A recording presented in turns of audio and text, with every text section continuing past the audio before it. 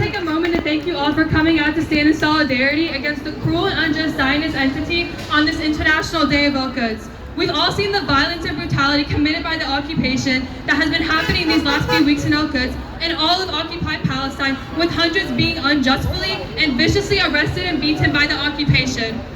It's times like these where it's important for us to show up and speak out, not only for ourselves, but also for people facing violence and oppression by their occupiers and colonizers. As we are standing on stolen land here today, I want to acknowledge that the land that we stand on rightfully belongs to the Karankawa, Atapaka Ishak, and Koholikian peoples.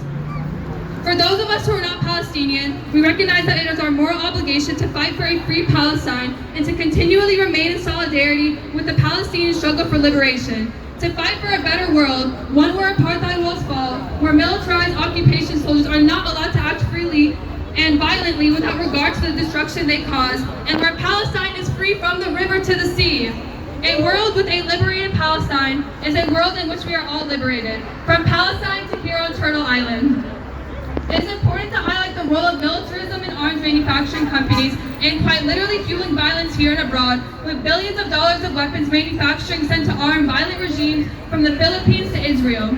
These deadly weapons end up making their way to local police departments in the U.S., compounding the state's ability to police, surveil, and occupy black and brown communities, as well as unleash violent forces against protesters.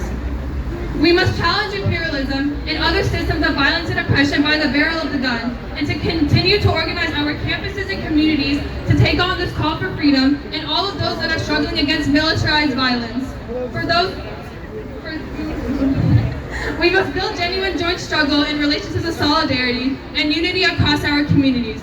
Our struggles are interconnected, from Kashmir to Palestine, from Palestine to here on Turtle Island, from Turtle Island to Afghanistan, and from Afghanistan to the Philippines. It is vital for us to continue to come together, hand in hand in solidarity and joint struggle, and speak out against these global systems of horrific violence.